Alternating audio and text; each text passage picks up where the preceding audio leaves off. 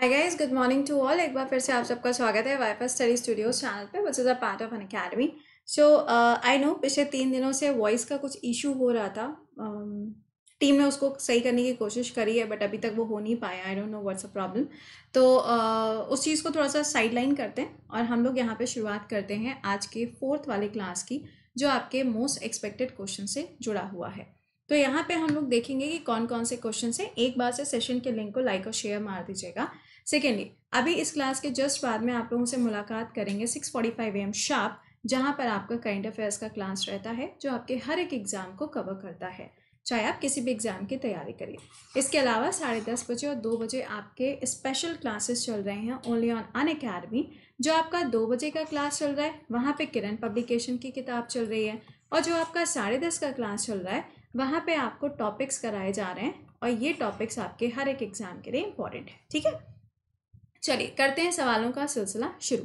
तो पहला सवाल आपके सामने आता हुआ, कोणार्क सन टेम्पल जो है ये कौन सा स्टेट के अंदर लोकेटेड है? तो इसका करेक्ट आंसर बनेगा ओडिशा के अंदर इसकी लोकेशन आपको मिलेगी। 10 रुपए के नोट के ऊपर भी आपको इसी की इमेज देखने को मिलती है, और इसी को बोला जाता है ब्लैक पगोड़ा। ऐसा क्यों बोलते हैं? क्योंकि इसके जो स्टोन्स हैं, जो पत्थर है, तो वो आपको कैसा दिखता है? ब्लैक इन कलर देखने को मिलता है।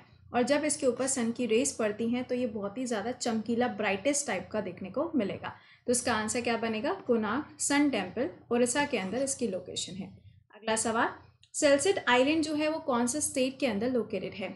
सेल्सिट आइलैंड ये वही आइलैंड है जहाँ पर आपको मुंबई की लोकेशन मिलती है, और इसी आइलैंड के ऊपर मुंबई लोकेटेड है। इसी के जस्ट पास में आप जब मैप में देखोगे तो वहाँ पे आपको एलिफेंटा आइलैंड भी देखने को मिलता है। कई बार होता है कि इसके ऊपर भी सवाल बन जाता है। अगला सवाल, लिपुलेख पास ये कहाँ पर लोकेटेड है? तो इसका करेक्ट आंसर बनेगा उत्तराखंड के अंदर आपको इसकी लोकेशन मिलेगी। ये वाला जो पास है, इसी के साथ में आपको माना पास मिलेगा, नीति पास भी आपको यहीं उत्तराखंड के अंदर मिलेगा। ये वाला जो दर्रा है, ये वाला दर्रा डायरेक्टली तिब्बत की तरफ जाता है, जिसके ऊपर अभी हाल ही में विवाद भी हो गया था। काला पानी डिस्प्यूट जो हुआ था वो इसी को लेकर हुआ था। अगला, tennis tournament held in an year how many times? एक साल में कितनी बार में टेनिस टूर्नामेंट होता है? तो ये 4 बार होता है, क्योंकि इसी को हम क्या कहते हैं? ग्रैंड स्लैम कहते हैं। Australian open, French open, US and Wimbledon, ये 4 होते हैं। अब देखो यार, एक छोटा सा होमवर्क तुमको देंगे, आप मुझे आंसर करके ये बताओगे कि ये जो चारों के चारों टूर्नामेंट है, ये कौन कौन से कोर्ट पर खेले जाते हैं, यानी कि ग्रास कोर्ट पे, क्ले पे, हार्ड कोर्ट पे, कौन से कोर्ट पे होता है, वो कमेंट बॉक्स में बताइएगा। अगला, बैटल ऑफ बक्सर ये कब हुई थी? तो इसका आंसर बनेगा, ये 1764 में कंडक्ट करी गई थी। और इसके अंदर बस ये ध्यान रखिएगा कि इस वाली वॉर के होने के बाद में आपको सीधे जो पूरी की पूरी मुगल डायनेस्टी हुआ करती थी बंगाल वाले एरिया में, वो धीरे धीरे करके पूरी डिमोलिश हो गई, यानी कि ख़त्म हो गई। अगला पॉइंट, जब आपसे पूछा जाता है बक्सर टाइगर रिजर्व के बारे में, तो ये भी आपको वेस्ट बंगाल के अंदर ही देखने को मिलेगा। अगला, time spend by which women in space is the longest, यानी कि सबसे लंबे समय तक स्पेस पे रहने वाली महिला का नाम क्या है? तो इसका आंसर बनेगा क्रिस्टियाना कूच। इन्होंने टोटल 328 डेज जो है वो स्पेंड किए थे कहाँ पर? स्पेस के ऊपर। अगला, if president dies who will replace his position? अब पता ही है आपको, अगर राष्ट्रपति की डेथ हो जाती है तो इनकी जगह पे कौन आएंगे? वाइस प्रेसिडेंट आएंगे। अगर दोनों ही लोग नहीं है तो कौन होंगे? सीजीआई होंगे।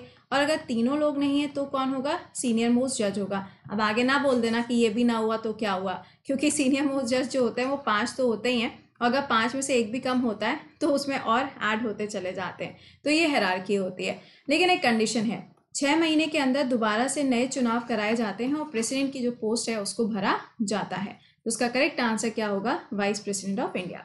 अगला सवाल, Shri Rangapatnam is located at the bank of which river? तो ये कौन सी नदी के किनारे पर है? तो ये आपको कावेरी नदी के किनारे पर मिलेगा। जब आपसे कहा जाए क्या गंगा ऑफ साउथ, या फिर दक्षिण गंगा, या दक्षिण की गंगा, तो जब दक्षिण गंगा बोला जाए तो आंसर क्या होगा? गोदावरी। और जब दक्षिण की गंगा बोला जाएगा तो आंसर क्या बनेगा? इस कंडीशन में कावेरी इसका आंसर बनता है। कावेरी की एक ट्रिब्यूटरी भी है जिसका नाम है काबिनी, हेमावती और अमरावती। ये तीनों के तीनों आपके लिए इंपॉर्टेंट है। अगला, photo electric ray was discovered by, ये किसके द्वारा डिस्कवर किया गया था? तो ये यहाँ पर हर्ट्ज के द्वारा डिस्कवर किया गया था। आपने देखा होगा यूनिट भी जो है वो हर्ट्ज के साथ में जुड़ी होती है। अगला, the first chief election commissioner of India present time में कौन है, वो आप मुझे आंसर करोगे, मैं ना बता रही। पहले वाले का नाम यहाँ बता देते हैं, सुकुमार सेन। भाई देखो ये तो मेल है, अब फीमेल कौन थी वो भी तुम ही मुझे बताओगे, क्योंकि मैंने आपको करंट अफेयर्स के क्लास में पढ़ाया हुआ है। नाउ इट्स योर रिस्पॉन्सिबिलिटी कि आपने कितना रिवाइज किया है। तो पहले तो आप बताएंगे कि अभी कौन है, और आप बताएंगे कि पहली फीमेल कौन थी, क्योंकि ये क्वेश्चन आपके पीटी के पेपर में पूछा गया था। अगला सवाल, इलाहाबाद ट्रीटी को कब साइन किया गया था? तो इलाहाबाद ट्रीटी जो थी ये साइन करी गई थी 1765 में। ये जो बक्सर का युद्ध हुआ था इसके जस्ट बाद में ये ट्रीटी जो थी इसको साइन किया जाता है। अगला सवाल, invention in third generation computer, यानी कि थर्ड जनरेशन जो कंप्यूटर्स होते हैं इसको हम आईसीस के नाम से जानते हैं। आप आजकल देखते हो कि 10th मतलब बस नहीं चलता ना, 15th और 20th जनरेशन तक भी पहुंचा दें। जैसे कि हम लोग यहाँ पे 6G के बारे में सोचना शुरू कर चुके हैं। केमिकल फॉर्मूला ऑफ ब्यूटेन, ये क्या होगा? C4H10, ये ब्यूटेन का केमिकल फॉर्मूला है। अगला, सिस्मिक वेव्स कितने टाइप की होती हैं? पहले तो ये जानो कि सिस्मिक वेव्स होती क्या है। अगर आपसे सिस्मिक वेव्स पूछी जाती हैं तो ये क्या होती हैं? ये आपकी अर्थक्वेक जब आता है ना, भूकंप जब आता है, तो वहाँ से जो वेव्स ओरिजिनेट होती हैं उनको हम सिस्मिक वेव्स के नाम से जानते हैं। एक्चुअल में होती तो यहाँ पे कितनी वेव्स हैं? 2 हैं, लेकिन इसमें आपको एक और वेव देखने को मिलती है। एक तो है P, एक है S और एक होती है L।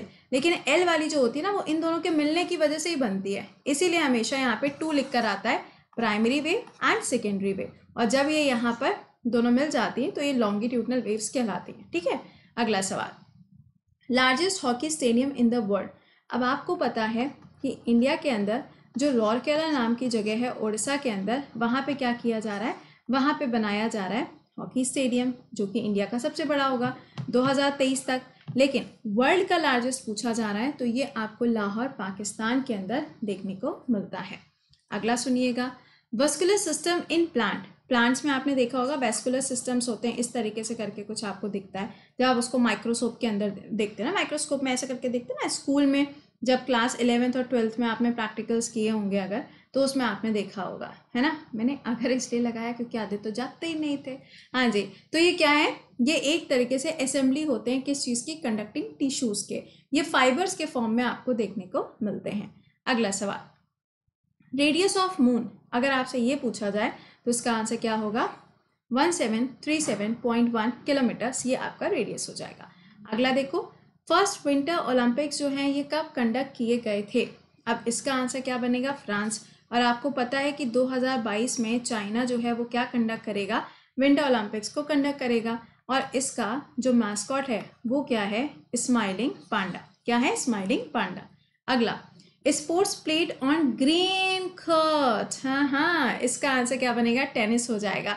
मैं बिल्कुल नहीं बताऊंगी। अच्छा चलो एक बता देते हैं, क्ले कोर्ट जो है आपको पता होगा कि जो नडाल है उनको इसका शहंशाह बोला जाता है। तो ये किससे जुड़ा हुआ है? ये फ्रेंच ओपन के साथ जुड़ा है। बाकी के 3 तो आपको ही बताने पड़ेंगे। अगला, टोमेटो में आलू नहीं है, टोमेटो है, इसके अंदर कौन सा एसिड प्रेजेंट होता है आपको ये बताना है। तो इसका आंसर बनेगा ऑक्सैलिक एसिड इसके अंदर प्रेजेंट होता है। अगला, इंटरनेशनल डे ऑफ हैप्पीनेस ये कब सेलिब्रेट किया जाता है? तो इसका आंसर बनेगा यहाँ पे 28 मार्च को सेलिब्रेट किया जाता है। आप मुझे ये बताइएगा कि हैप्पीनेस इंडेक्स के अंदर इंडिया की रैंकिंग कितनी है? क्योंकि नंबर 1 पे तो आप सभी लोग जानते ही हैं कि कौन है, बस इंडिया की रैंकिंग बता दो। 2021 वाली पूछी है, अगर आई है तो, नहीं आई है तो 2020 वाली बताओगे। ठीक है। Next, national flag of Bangladesh was designed bye, देखिए अमर सोनार बंगला, आपने ये गाना सुना होगा, है ना। ये क्या होता है? इनका आगे चल के एंथम बनता है और हमारे यहाँ पे इसी को कन्वर्ट कर दिया जाता है हिंदी में, राइट। तो यहाँ पर नेशनल फ्लैग जो इनका था वो किसने डिज़ाइन किया था? तो इसका आंसर क्या हो जाएगा? कमरुल हसन जी के द्वारा इसको डिज़ाइन किया गया था। अगला, रोहतास फोर्ट ये आपको कहाँ पर देखने को मिलता है? तो इसका आंसर बनेगा पाकिस्तान के अंदर ये लोकेटेड है।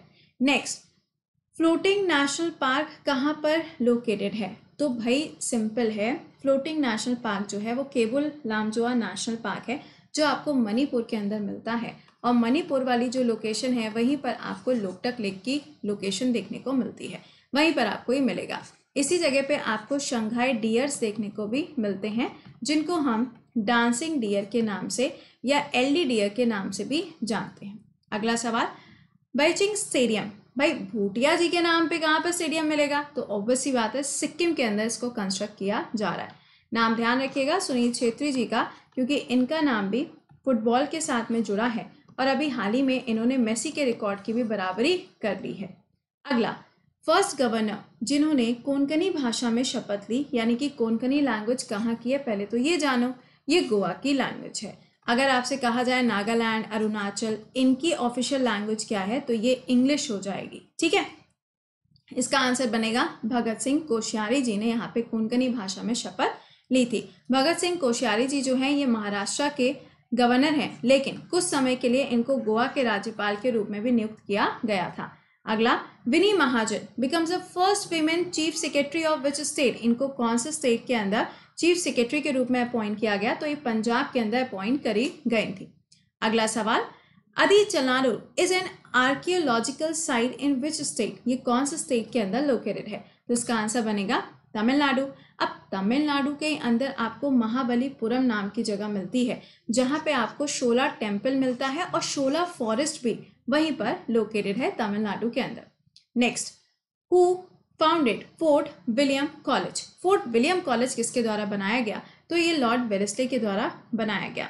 लॉर्ड वेलेस्ले का जो नाम है वो इसलिए भी जाना जाता है क्योंकि सब्सिडरी अलायंस जो था वो यहाँ पे इनके ही द्वारा लाया जाता है, जिसके चलते इनका नाम कई बार पेपर में छप चुका है। अगला सवाल, रमेश बाबू कहा जा रहा है is related to which sports, तो इसका आंसर क्या बनेगा? चेस के साथ में इनका नाम जुड़ा है।